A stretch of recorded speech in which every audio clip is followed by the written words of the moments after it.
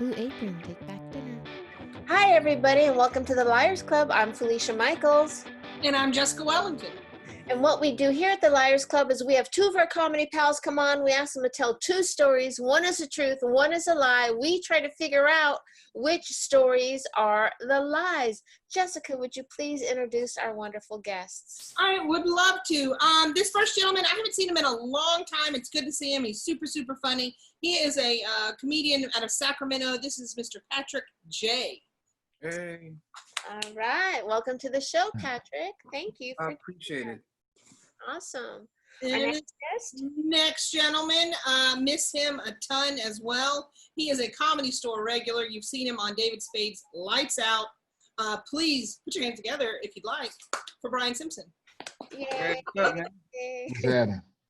You know what I was just thinking about, Brian, because you've done the podcast before, is when you told the story about pushing the woman in the oven. Great story. People can catch that on our YouTube page. All right, so Brian, since you've done this podcast before, why don't you start with one of the stories, and then we'll rotate it to you, Patrick, and then we'll go back to Brian, and then we'll rotate to you. Normally have our on-air producer, Mr. Michael Evans, with us, but he is on the road, traveling to see his family, so I will be writing down the stories, and then at the end of the 4 stories, I will do a little recap, and then we'll vote. People probably jump in and play with us, and we'll vote to see which stories are the lies. Go ahead. Okay. I'm going to say, so when I was in, what was it? I think it was the first grade. I went on a field trip to Air Force One. And while we were getting a tour of the plane, we go past the president's seat, who at the time was Ronald Reagan. And he was a big fan of jelly beans, and I stole a handful of jelly beans out of his little armrest. Hold on, in the first grade, Ronald Reagan, when you were in the first grade, Ronald Reagan was president? Yeah. Okay, Jessica, all right. Yeah. And I stole a bunch of jelly beans out of his armrest, and I got caught. Before I got off the plane, I got caught eating them, or whatever. And long story short, when he word is that it got back to him, and by the time we got back to the school, it was a whole pallet of these jelly beans waiting for me. Huh, who caught you? One of the Secret Service people. Whoa. What did they do? Yeah, were they aggressive with you? No, the teacher was aggressive, because back then they could still hit you, you know what I mean? And she hit me, she hit me across the knuckles with her ruler, and she made a big stink about it, and then everybody got free jelly beans when I got back to school, so She had a ruler with her on the field trip? She did not fuck around. She had the ruler with her? Yeah, she carried a little 12-incher with her, Were you like the school hero? I was my class hero. I don't know how the rest of the school reacted. And where did you see the Air Force One plane at? Where? I know you're from Maryland, so that makes sense. But I think at that time it was at Andrews Air Force Base. And you didn't get a nickname after this or anything, like Bean? No, because I didn't stay around for very long. And I didn't get an ass whooping when I got home because my grandmother hated Ronald Reagan. Okay. What was the biggest, the thing you remember the most, other than the jelly beans, that was like memorable from Air Force One? Like, I can't believe that was there, or whatever. I don't know. It was a long time ago. But I will tell you, I didn't meet Ronald Reagan that day, but I met him that Christmas because he came to our school play. Why did he come to your school play? Because he was the president. They got to do, they got to prove they don't hate black children, so they come to the little elementary school stuff, Next, you're going to tell us you got to roll Easter eggs at Easter time on the White House lawn in the road. No, I never did that. But I did. I met him one time. I was Santa Claus in the school play. And I stole jelly beans from him. And I don't think he made the connection between the two things. Yeah. Okay. So, what thing could you tell us about meeting Ronald Reagan in person that people wouldn't normally wouldn't know unless they met him in person? Was there something that you're like you have a direct memory of, like he had a long nose, or he was tall, or No, because it's kind of distorted. You know how when you're a kid, everything seems big. He was nice. He smelled nice. Did he? He sm- He doesn't yeah, seem to smell great. but when rich people smell good. They're supposed to. What's the point of being rich if you stink? All right, all right. I mean, that's a good first story. That's a good first story because we know you're from Maryland, so we'll believe that part. But I can't believe, was it like a Catholic school, just regular school? No, it was just a regular public school. By a public school teacher, you got your knuckles wrapped? Yep. They whoop your ass back then. They could still paddle. I know when I was in school. I got spanked by the principal in high school. In Really? high school? In 9th grade, I got my ass whooped by the principal. Was it a guy? Yes. That Well, was what kind happened? of sneaky molestery. Yeah. Oh, I know. What happened was there's this girl that used to be in our neighborhood called Pam White. And Pam White was really mean to me, and she would try to beat me up and push me down. And we lived in this poor government housing, but we had sliding glass doors because it was kind of in a small town, right? And we lived in these apartments. And one time my mom was all half OD'd, right? And she's all like, whoa. And Pam White beat me up in front of my mom, who's half OD'd, right? And I was all like, look at this bitch, you're all OD'd, as Pam White was beating my ass. But then Pam White's mom called the school and told the school that I was gonna beat Pam White's ass. Pam White's 3 of me, right? And then so that I got spanked by the principal. We talked about how good Brian Simpson's lighting was, and he's looking more and more like an angel. Yeah. Smoking. Oh no, that's the hold on. Your building's on fire. I thought he has French fries in the oven or something. Some good weed. Yeah. Hey, Kenny, how are you? Welcome to the show. Kenny's one of our regulars. Your hair's looking good. Well, I do believe that, except I don't believe that a teacher would just walk around with a ruler. I believe she would give you the stink eye and then get that ruler and beat your ass later at school. I wish.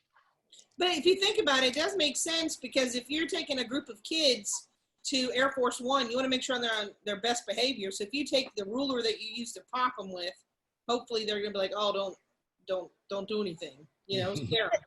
But Jessica, come on. We grew up in poor areas. Did you ever see a teacher with a ruler in her purse on a field trip? Not that I can think of. Okay.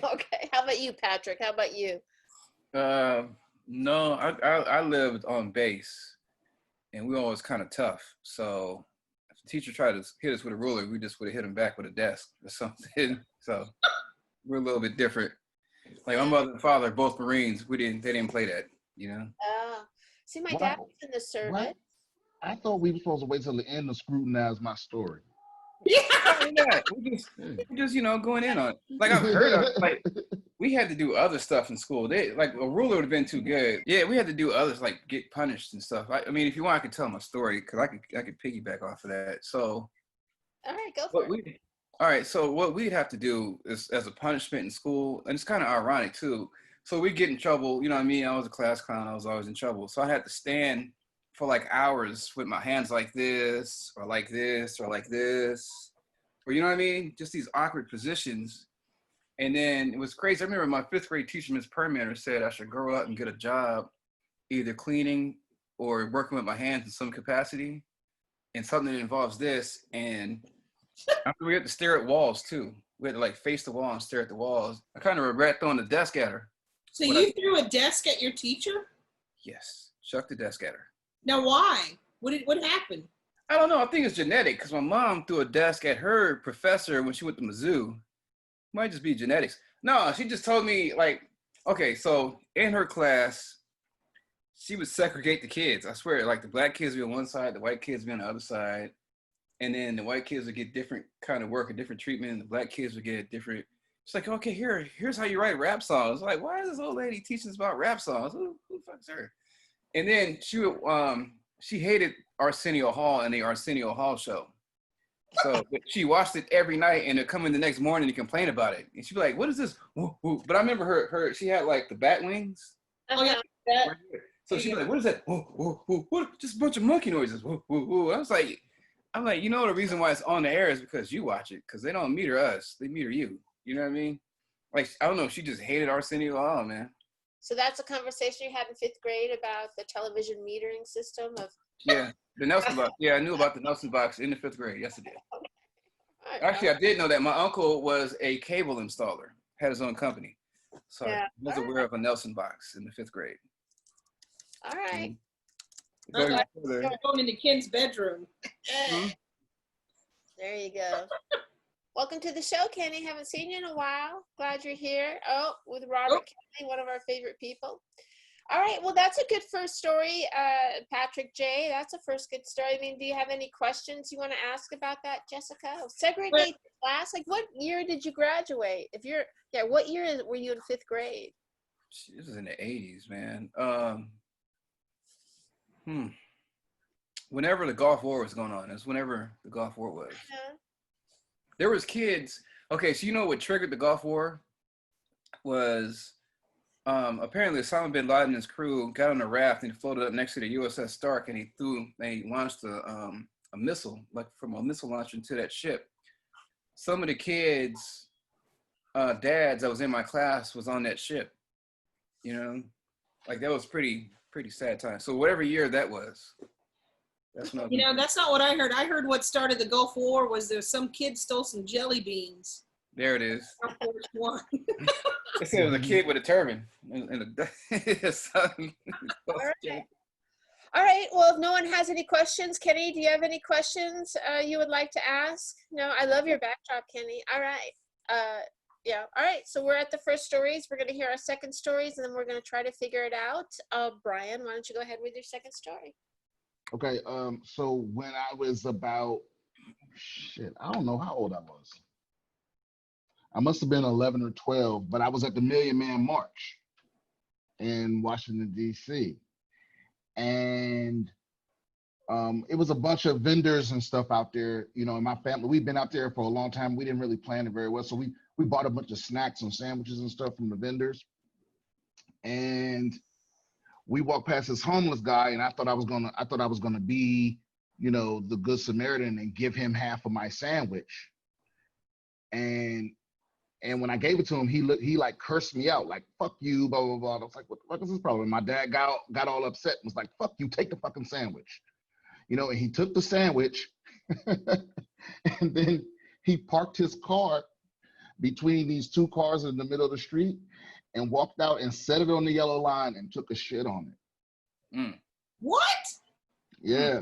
He was like so insulted that we would, I don't know if he was mad that we assumed he would just take whatever we gave him or what it was, but it was like his way of being like, fuck you. And this was a homeless black man to a black family at the Million Man March. He took a shit on the sandwich I gave him. But you said he took his car. He took his cart. Oh, his cart. Yeah. I thought you said car too. Yeah. Yeah. And he took the sandwich. What kind of sandwich was it? I don't even remember. A guy takes a shit on your sandwich. You fucking remember what was in that sandwich? No, I don't, because I just took whatever my father bought me. Yeah. And what would he normally? Oh, so it was a sandwich that he just bought you right there from a. Yeah, it was like a street vendor up the street. Because, you know, whenever it's stuff like that, it's always people capitalize. It's always like, you know, just like at the Black Lives Matter protest, it's people with T-shirts and hoodies and buttons. Yeah, Million Man March had a bunch of pendants, and they were all numbered.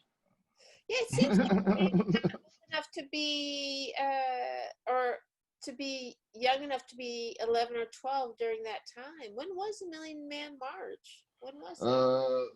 I'll look it up. What year was it exactly? I was born in 82. So. All right. No, don't Google it. Don't Google it. You're not supposed to Google in the no, game. so the Million Man March was 95. Yeah, so that makes me what, 11 Yeah. or 13. All right. I think Kenny needs to talk. He seems like he has something he's got to say. I hit it, but it takes. I was just shocked that it was 95. I thought it was 89. 89. No, because what sparked it? Was it the Rodney King riot? No, that was 92. It was post OJ at that point. Oh, it was OJ. Yeah. Okay. Yeah.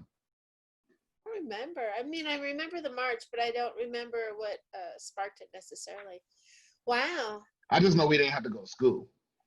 Yeah. Now, what gets me is that these vendors, I mean, usually it's something quick, like a cart that they can put together. So it's like hot dogs and corn dogs and pizza or something, like, I don't know, easy, not necessarily a sandwich. Yeah, but you can get. They got like shit where they like frying up chicken or steak, like little steakums. So maybe it was more like a pita? No, it was no pitas. It was a sandwich for sure. I remember it being a sandwich. Did you?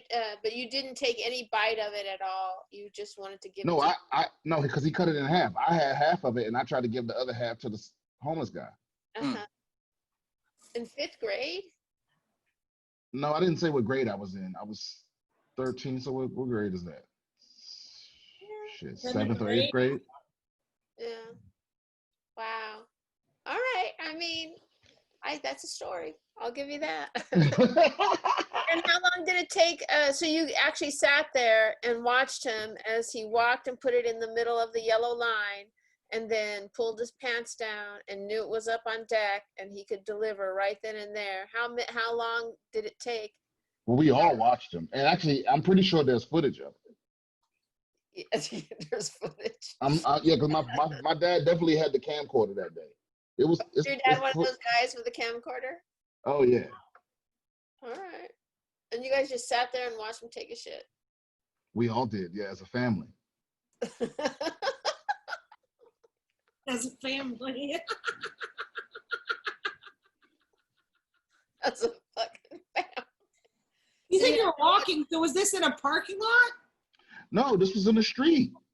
Did he have his own toilet paper? There was. I don't. You know what? Honestly, I don't think there were 1 million people there, but there was a good amount of people there. It was probably 250,000 people. Yeah. But you got inside your car, or you were walking? No, we were all walking. It was a march. Okay.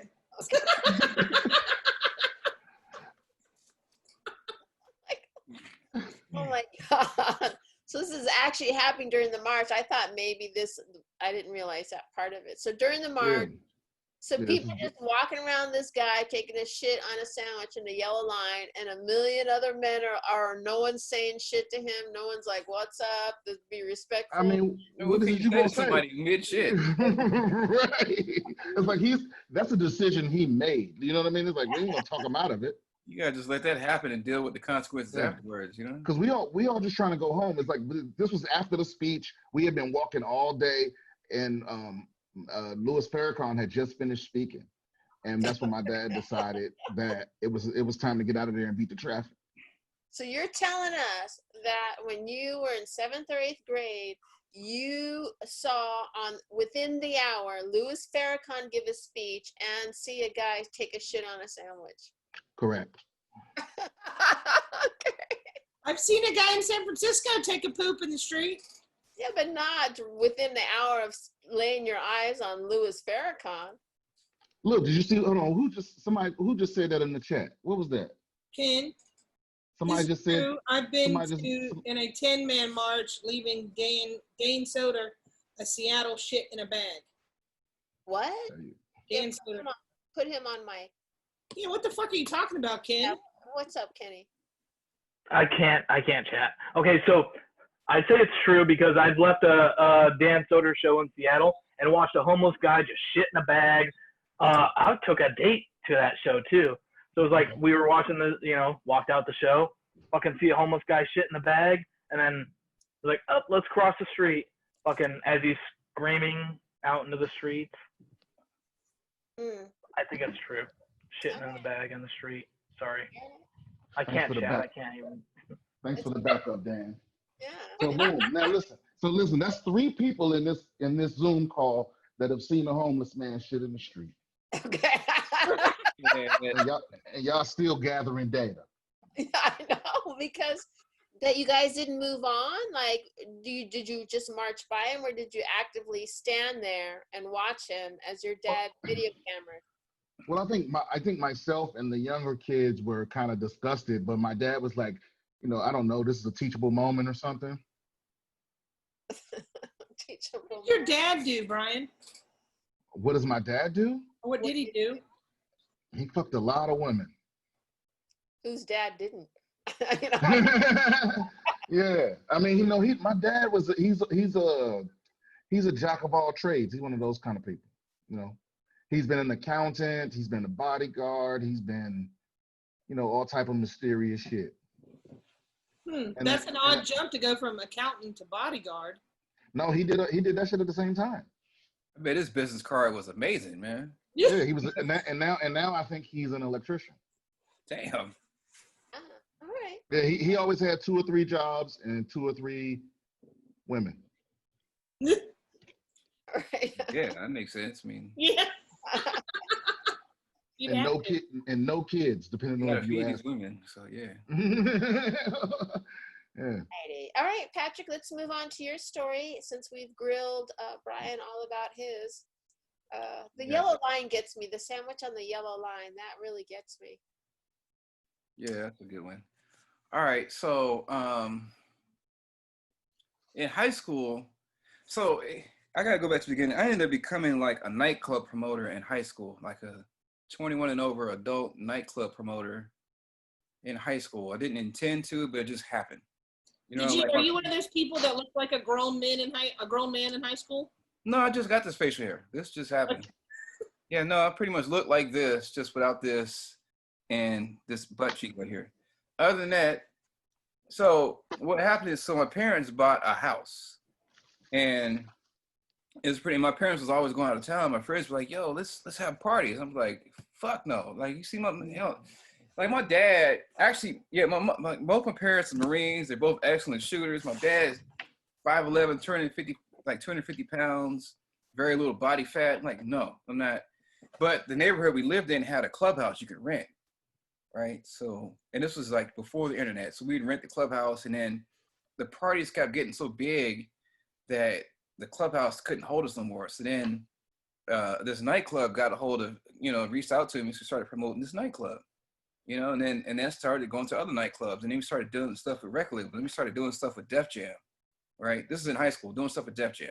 Like in high school, I drove a Lincoln Navigator or a Mercedes. It belonged to the record label. I drove their cars to school, And then we'd throw parties, and we rent out ballrooms and pack them out. We have little themes like ladies, and like I grew up in VA, by the way, man, Brian. But so we have ladies, what pedal pushers are, right? A pedal push? The pedal pushers. No. Like capris. So like, like when capris, it kind of came out, so the girls would wear these capri pants. We got sexual. Oh, yeah. I'm sorry, this is the first time I ever heard a man bring up the topic, pedal pushers. Yeah. I never heard them called it before. Yeah, pedal, well, VA, we call them pedal pushers. So I'm talking about, we was doing stuff with like, I've done shows with like DMX, Onyx, John Forte, the Sporty Thieves, Queen Pen, the Clips, Pharrell, who else? Shit, Biz Marquee, Kid Capri. This is in high school. You know what I'm saying? So anyway, like stuff started getting really good. I mean, we was getting like Undius would give us stuff. Like I was in record pools getting, you know what I mean? Like they was trying to break artists. So the record labels would find people like us in whatever city to break the artists. And we throw shows for them at like a really discount. Sometimes we get the artists for free. Like I'm in high school making like 20 grand a weekend. You know what I mean? I remember, that's why I dropped out. I have a GED. I remember being in my consumer math class, and the teacher put his salary on the board and trying to break down his living. And he's like, okay, $13,000, this is what I make. And I was like, dude, I got $20,000 in my pocket right now. I pulled it out. I was like, I'm out. Like literally walked out of high school. That was it.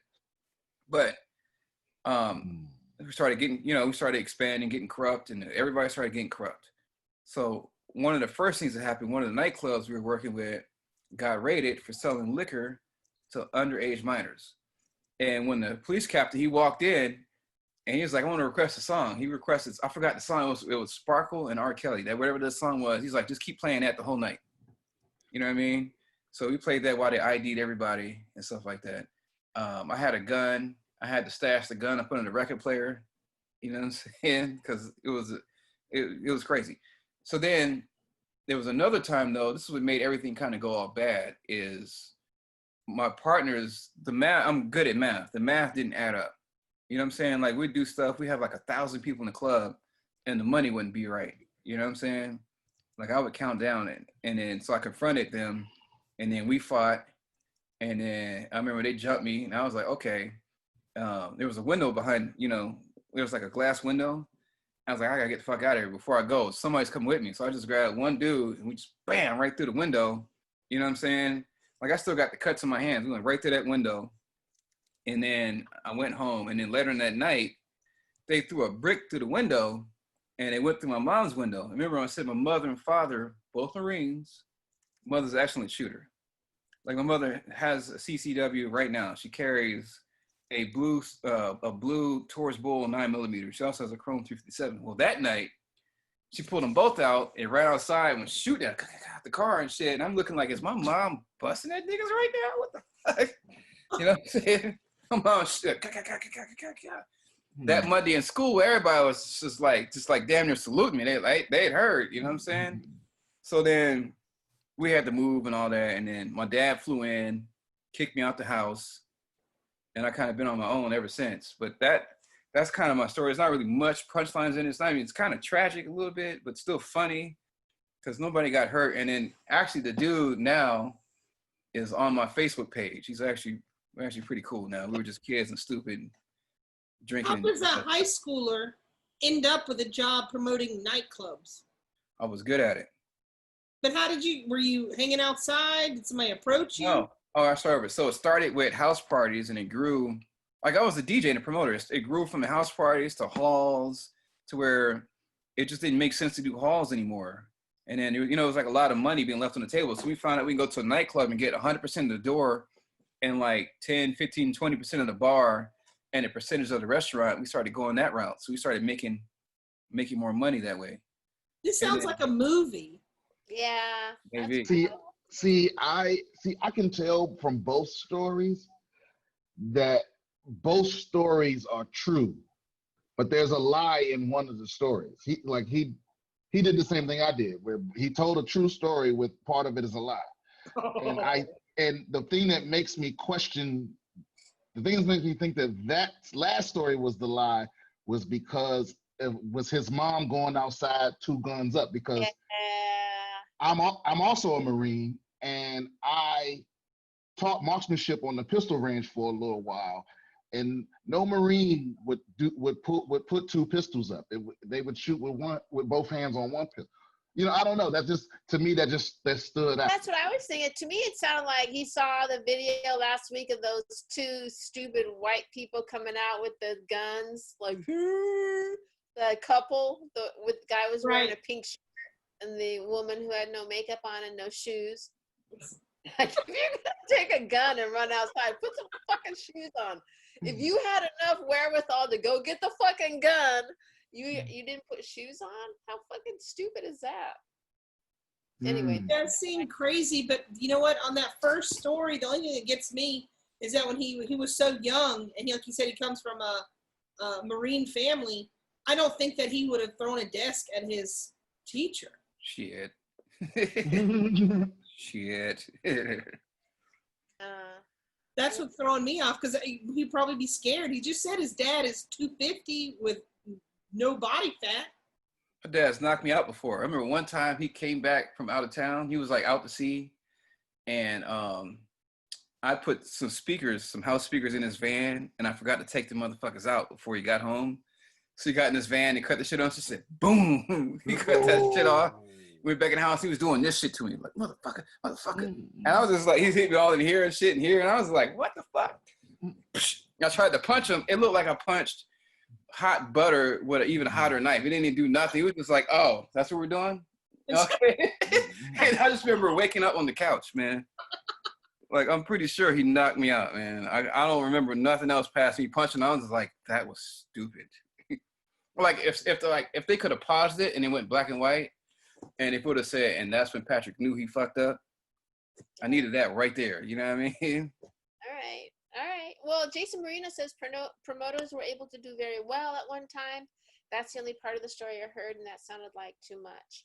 Well, I do know Pauly Shore had a friend named Dave, and Dave was at a very young age, him and Pauly, they were throwing huge, like, ragers, like, you know, like, at one of his rages or whatever the fuck they were, I saw Gwen Stefani when she was, like, barely 17, like, you know, on stage. Like, they threw these, because they brought everyone up from Orange County, like, so that part, I kind of do believe that part of it, that because my oldest son too, he had 2 years ago a girlfriend, and she would put together these art raves or whatever, and they made some money on it. So I think you know, that could be possible. But then how do you go from I'm so good with money, I'm good with numbers, but I ended up painting houses and telling jokes? Oh, you want to hear that story? Okay, I got more. All right, so Jessica, you might know that because you see my set. I talk about it in my set. I became a real estate agent and a mortgage broker, and I did really well. And then when the economy crashed, I got funnier in comedy because I started writing about like losing everything. You know what I'm saying? And then we was doing. You ever do Dave Tribble? Anybody ever do stuff for Tribble? Yes. Yeah. All right, so you know Tribble doesn't really offer much help if you get in a jam, right? So I'm on tour with E. Clark. We was all through like South Dakota and Billings and all that shit like that. And we was in a Lord Acro Legend with 18s, and Eric's never been in the snow. So we drive off Yellowstone down to this embankment. And then instead of like, you know, Tribble sending us help, he just flew in more comments and kind of left us for dead. So then I was like, okay, then if I ever go out on the road again, I need to have emergency money so I can get, because I looked at Eric, like, I think we're citizens here. I think this is where we live at now, because I ain't got no money. You know, when you do Tribble, you got to finish the run to get paid, right? Yeah. We didn't finish the run, didn't get paid. We didn't have no money to get home. So that's why I was like, okay, then that's what made me shift and like, okay, don't put it all on comedy because I need to have some, like if I get stuck, I'm just stuck. So I started painting, and then I just, like the money was really good at painting. You know what I mean? Like the money's pretty good, especially as I just do it myself. So that's how I ended up painting. Okay. Well, all right. Okay. So those are two very good stories, and I'm going to do the recap. Usually Michael does the recap, but I'm going to do it, and here we go. Brian went to go see Air Force One when he was a kid, and he was actually on the plane for some reason. He doesn't know, but it was a field trip, right, Brian? Yeah. It was a field trip. Did the whole class go on the plane? Yeah. The whole class. And while he was on the plane, he saw that they had some jelly beans. Where were the jelly beans on this?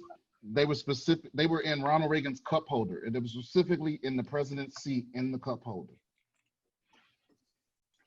Anyway, and so he stole the jelly beans, and he got caught by the Secret Service man who told his teacher, who walked around on these field trips with a ruler and would beat children with the ruler. All right. Is that the story? That's the story. Oh, and that the jelly beans got sent to his school afterwards. That part I kind of believe, because I think that motherfucker got jelly beans coming out of his a-hole. That's how many people sent him jelly beans once they knew that he liked jelly beans, right? Yeah, we had jelly beans for like 2 months. You had jelly beans for 2 months. That would suck because I hate jelly beans. I just But these were high quality. Like even the black ones were good. Like the ones that usually taste like shit, Ugh. they were tasty. Uh-huh. Yeah.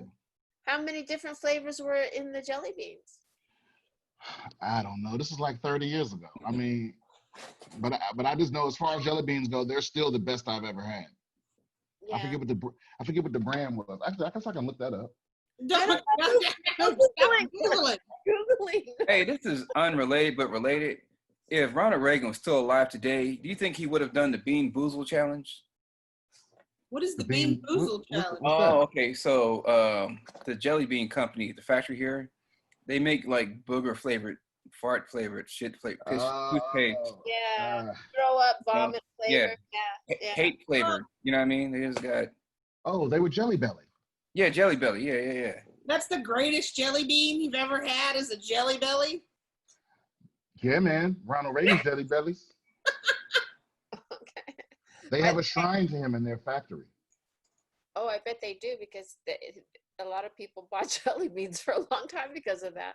By the way, it cracks me up that Kenny was looking at his picture, his hands of the red pill and the blue pill. And he's like, jelly beans, jelly beans. All right, so that was his first story. His second story was his parents took him to the Million Man March when he was 11 or 12. He thinks he was in 7th or 8th grade, or he might have been 13, and he gave half his sandwich that his dad bought him to a homeless guy, and the homeless guy was so offended that they thought he was homeless. He took the sandwich and walked out to the yellow line on the road, and he put the sandwich down, and he took a shit on the yellow line and the sandwich in front of a million men walking by him. Well, that's not quite how I put it. Well, he wasn't offended that we thought he was homeless. He was offended that we thought he should just take whatever we gave him instead of just buying him the sandwich he wanted. How do you know what he was offended by? I mean, I'm just guessing. I'm just guessing that's what he was upset. He was clearly insulted by me offering him the sandwich, and I can only imagine that's what it was about. Yeah. Let me ask you this: when you were like 5, like you said in the first story, were you a chubby kid? No. I didn't get fat till after the military. A, you're not fat. But number 2, even Jason Marino, who's just wasn't here for the story and just heard me tell it, he even asked what kind of sandwich, which is what I asked earlier, and I can't believe you don't remember what kind of fucking sandwich the guy took a shit on, Brian.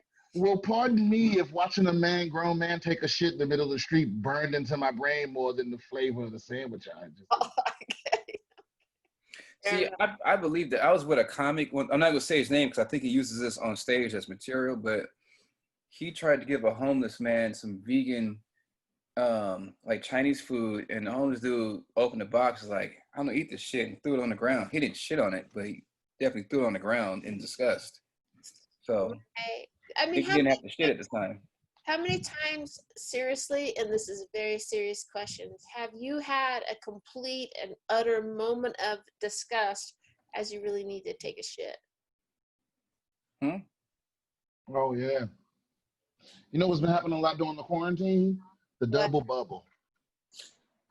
You know, it's when you get finished taking a shit, and then maybe 5 minutes, you get all cleaned up, and then maybe 5 minutes later, your guts start bubbling again. You're like, oh, man, part 2, you know?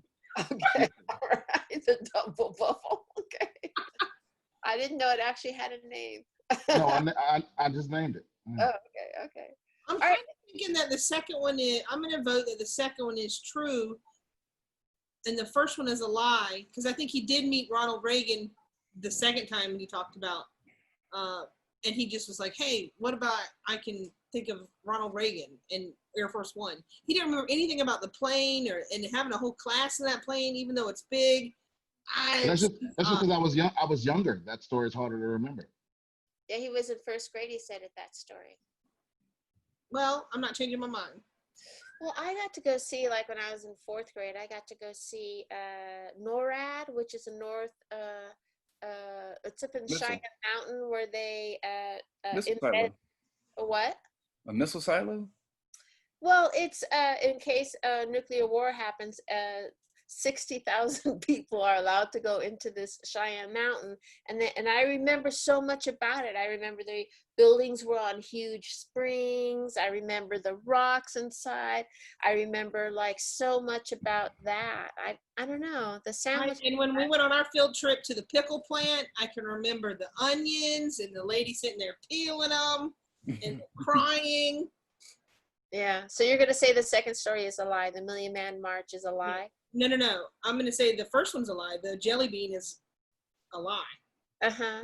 Jelly bean lie. I think the jelly bean thing is true because it just all adds up.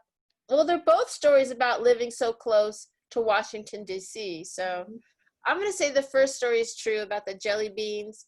And I'm going to say the second story is a lie because I can't line up that the guy had to go to the bathroom as he was disgusted with the free sandwich. Northwest Ken, will you unmute Ken and let's get his opinions on this, please? I just think the second story is true. Team Monkey, sorry. Yeah. Team Monkey Bone. That's an old school one. Yeah. All right. So you think the second story is true. Jason Marino, he's going to go for first is true, second is a lie, because he's my man, Jason Marino. Anyway, so Brian, Patrick, what is your vote? I think I'm gonna go with the second story. Is a lie. Is a lie. All right. And Vargas on Facebook says that Brian's second story, the homeless guy, is a lie. Okay. Wow. Okay. Okay. All right. So Brian, which story is the lie? The second story is the lie. Ah! But here's what's so crazy about that. The only part of that story that was a lie was him taking the shit in the street. Yeah, of course it was a lie. Everything else was true. Well, what did he do with the sandwich? He threw it at us. Okay. Just as bad. Really? He threw a sandwich at my whole family. What did he want then, man? All righty. Well, there you go. There you go. I can't believe it. I'm never right. There you go. All right. So for Patrick's first story, I didn't write down much. I wrote down that he threw a desk at the teacher, and it's a genetic trait because his mom also threw a desk when she was younger too. But he threw the desk because he got mad because the teacher was segregating the kids. Sort of. No, not really. I got mad because she told me that at best I should try to just get jobs from like cleaning or doing a janitor. Right. It's in your hands, right? Yeah. So I was like, okay. Can also throw a desk, bitch. You know what I'm saying? Did you Good really? at chucking desk, motherfucker. Can't play no I don't sport. know yet. Yeah.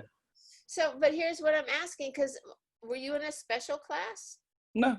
Because you throw a desk, the school I went to, my dad was in the service, and when we lived in Germany and we had to go to American schools, my brother was in the special class, and it's you did shit like that. You ended up in a special class. No. Didn't even get in trouble because she said, because of what she said. So they said everybody felt it was racist. So, I was like 11 years old. That was the best my 11-year-old mind could think to react at that time. Was that? I mean, I remember even going home, still being pissed off. And man, I remember riding my bike, hella fast home, and pull up to the house, scared. Guess what the fuck? You know what I mean? I was just mad, man. Can you unmute Kenny? Oh, no, Kenny says no. Okay, all right. His second story is the first story is kind of basic and fine, but it's terrible. But the second story is both parents are Marines. Dad was like 5'11", 252 pounds, and they lived in a place where when he was a teenager, that he would rent out the clubhouse. And he would pretend to be a promoter, but he started to do really good, and he would like do DJ shows, and then finally he had to move from renting the clubhouse to bigger events and stuff like that. And he ended up doing stuff for DMX and John Forte and Kid Capri, and the promotions were getting really good. And he was in Virginia. This was in Virginia, and he was making like 20 grand a week in high school. And then everything started to get all corrupt, and the place got raided once that he was doing a show at, and because they were selling liquor to underage minors, and the police captain, whoever the fuck it was that raided it, said, "Hey, just keep the music going as we do this up." But he was really good at math, and it wasn't things weren't adding up right with the other promoter. Was it the other promoter? Yeah, it was a team of us. We had a company. It was Show Off Entertainment. We had a little INC and all that. And how old were you at this point? 17, 18, somewhere in there. You can incorporate yourself? Is that what you're saying in INC? At 18, we could. Yeah. Yeah, see, at that time, during that time frame, that's when Virginia was like really hot. So like Timberland was a thing, Missy was a thing, you know what I'm saying? Magoo. Like it was just, you would just see people, Teddy Riley. I mean, Virginia was like, at that time, that was the place to be for like hip hop and R&B music. I was just in the right place at the right time, doing the right thing. So how many people were actually in your circle in this incorporation, a corporation that were sharing money that you were having an issue with? Just one other guy? No, it was two guys. It was me, Lorenzo, Elijah, and if I say this dude's name, you're gonna know. We just call him OP. So OP. So OP and Elijah was the two that was stealing the money.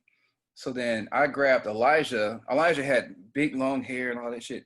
He was mixed. He was black and white. So that's the one I grabbed and ran through the window with. It was Elijah. That's right. So you grabbed the dude and went through the window. Later that night, someone threw a brick through his parents' window, and his mom came out blazing, double fisting some guns, and she shot into the neighborhood. Okay.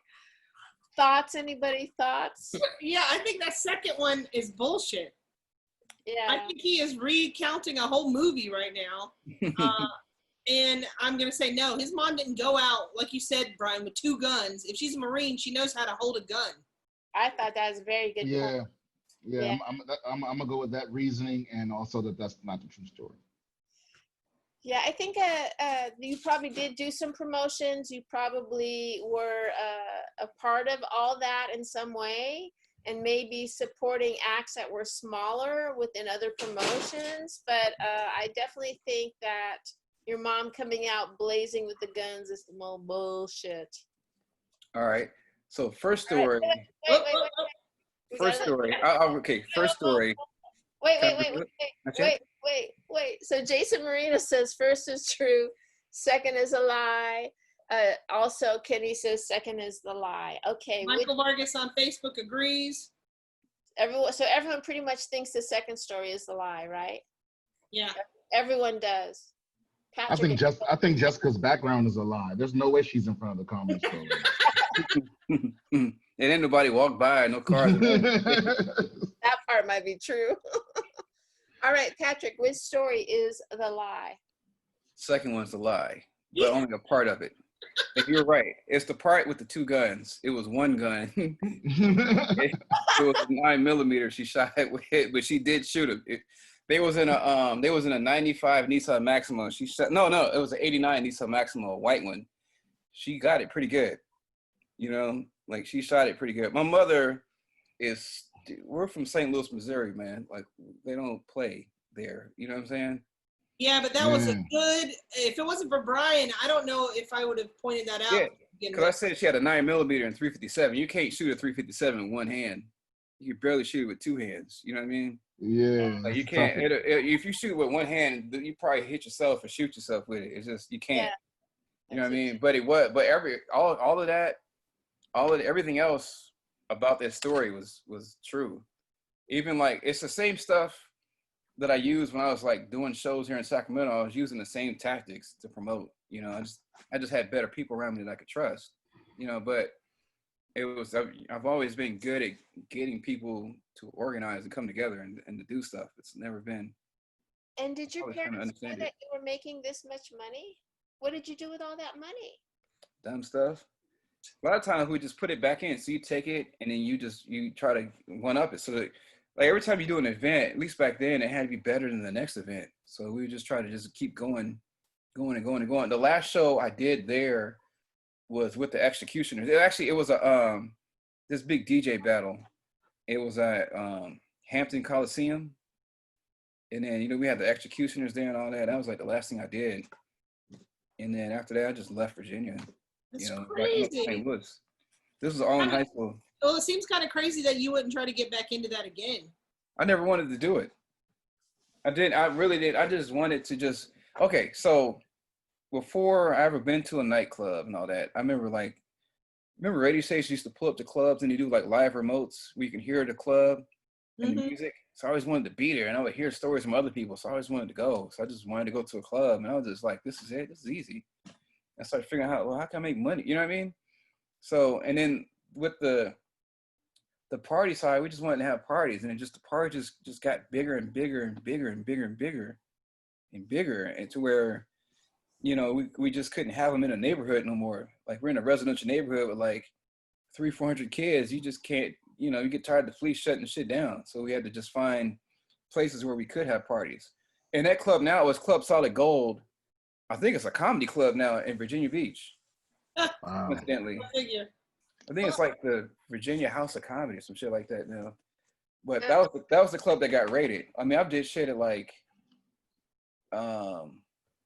just big clubs like Donzi's, Picasso's. I mean, I remember one time, because I had I was a known promoter. I could just walk into a club underage. I walked into a club one time, saw my mom and her friends there. We dipped right back out. You know what I mean? I was like, oh, that'd be awkward. Yeah, I'm supposed to go home studying. Let's go. You know what I'm saying?